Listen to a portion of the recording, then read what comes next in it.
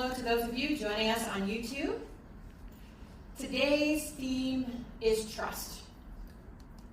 As a verb, trust means to rely on, to hope, and expect confidently in someone or something. In other words, trusting is an active idea that requires our confidence, our allegiance, and our willingness to engage. Those are big asks, especially when we're talking about our very lives. Now, even if you don't resonate with the 12 steps or know anything about them, we're going to use the first 3 steps this morning as a guide modeling trust. Step 1 is about accepting that we are powerless over our substance, as well as accepting that our lives have become unmanageable. This is the step that is taken when we realize and admit to ourselves that we need help. It's the first step for a reason. This is where the seed of trust is planted.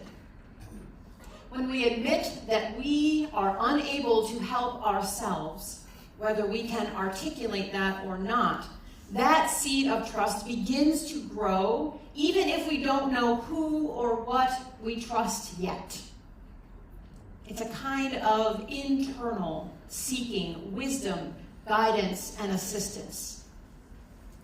In our desperation, we know that we need the aid of something or someone else, because our substance has rendered us powerless.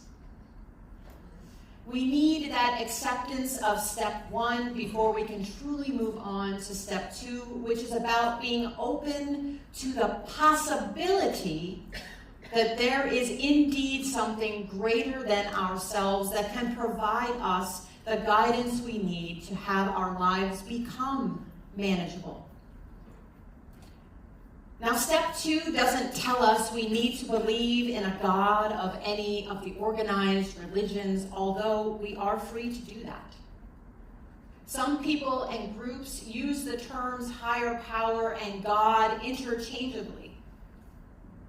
I am intentionally not doing that. Some people might call their higher power God, and that's fine, but it is not necessary to identifying a higher power.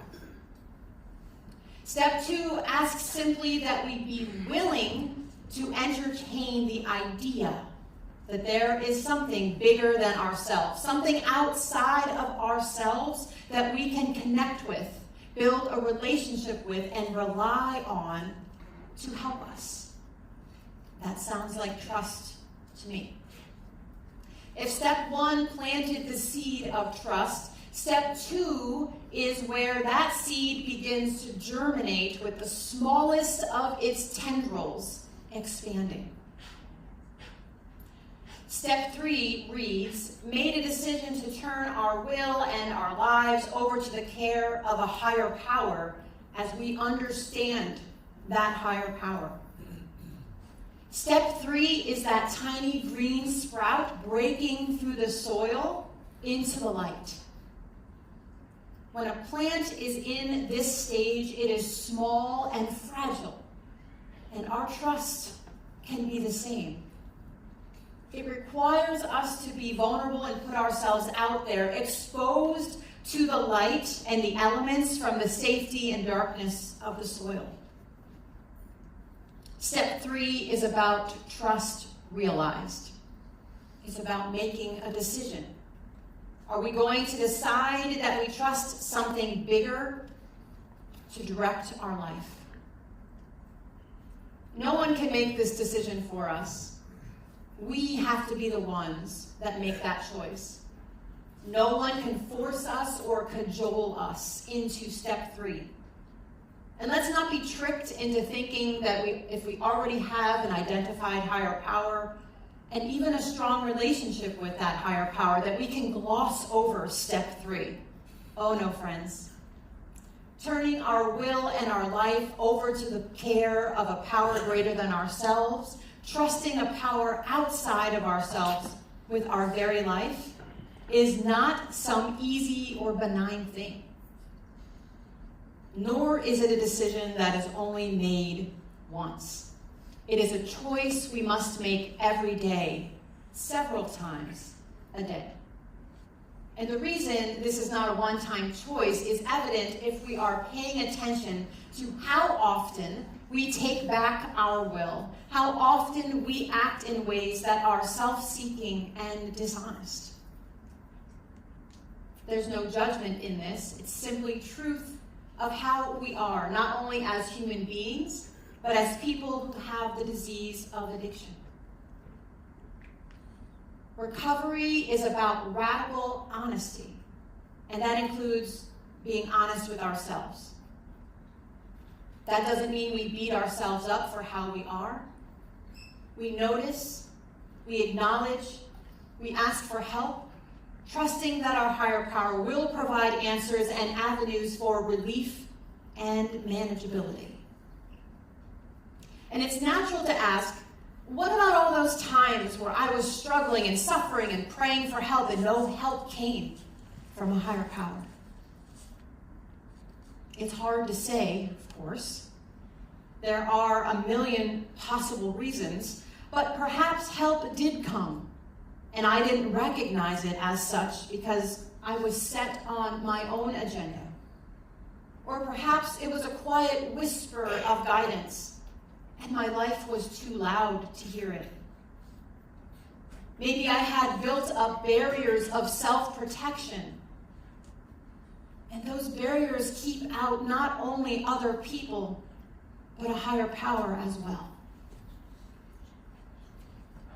In my self-protection, a higher power was not permitted to enter my sphere of awareness. Maybe I was unable to practice acceptance in a situation and forced an unnatural outcome that ended up hurting my circumstances even more. The list goes on and on. Our higher power will never force or manipulate or berate or belittle us. A higher power is a benevolent person, energy, being, or idea that wants our greatest good, along with the greatest good of the world. Some folks are raised in a household with certain worldviews or religious traditions. And when they leave that household, they go on with their lives, either embracing or rejecting or adapting those worldviews and traditions. Others have had traditions and a higher power forced onto them, or have been threatened with future consequences and even shamed if they don't subscribe to a certain idea of what a higher power is. If this describes you in any way, shape, or form, please hear this. We all need to find a higher power that we can believe in, that we can trust with our very lives.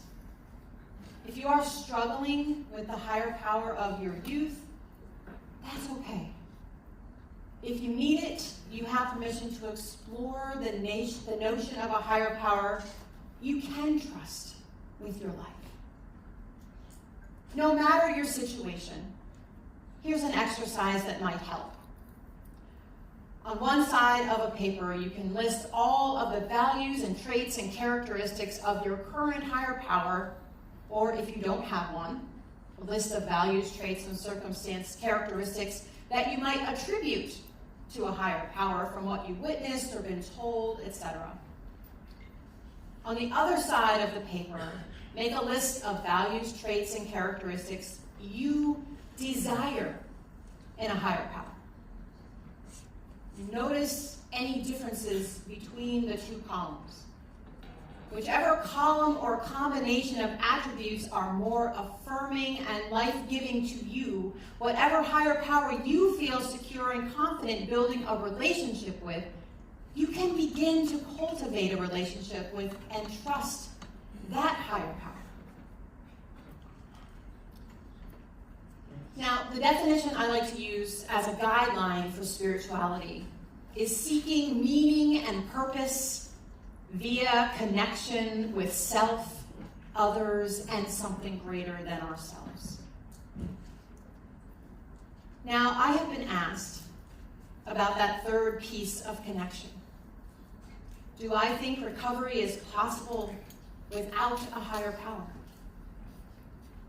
I understand the question. It's valid.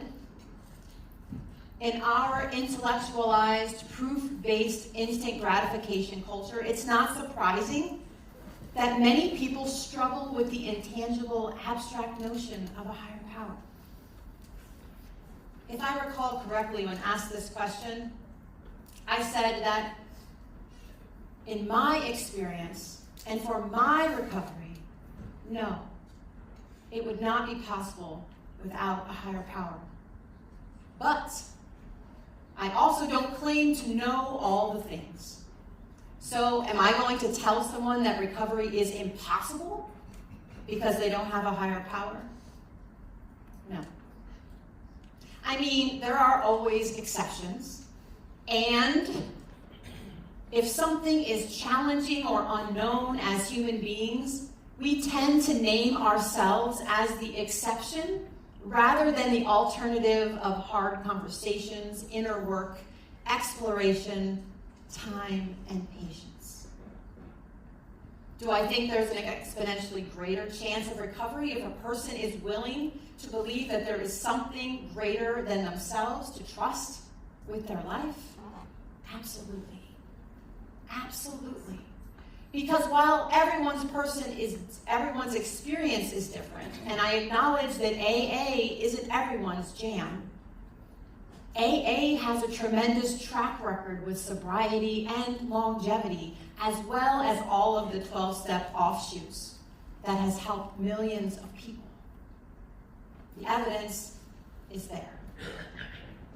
It is a spiritual program that addresses the spiritual issue of addiction.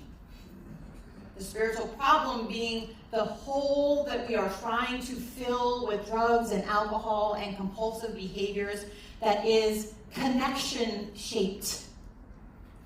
Yes, to self and others, but also to a higher power, whatever that looks like for us.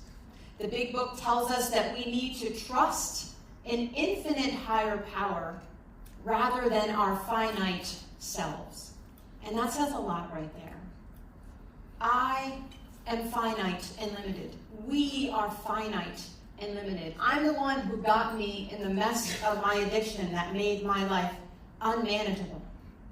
It wouldn't be helpful or reliable to trust myself to fix all the problems I have created and caused. I need more reliability and stability and wisdom and strength than I can provide, or any other human being can provide for that matter. So if you have identified a higher power that you trust your life with, I am grateful for you. And I pray that you are as well. Regardless, it is not easy to engage with step 3 multiple times a day, every single day, turning our lives and our will over to that higher power. If you have been harmed by a religious tradition or made to fear if you choose another path of connection, I am sorry that happened to you. Please know it doesn't mean that you can't have a higher power of your understanding. Don't give up on a higher power that loves you and wants the best for you. And if you are actively searching or confused about a connection with something greater than yourself, please know that you are not alone. Be of good courage and keep open to the infinite possibilities that are fueled by your willingness to engage in the quest. A higher power can be whatever a person needs it to be in order to water and tend to that little seed of trust that can be grown to sequoia redwood size if we cultivate it and are open to that relationship. So let's take a few moments of silence to think about what kind of higher power we can trust our life to.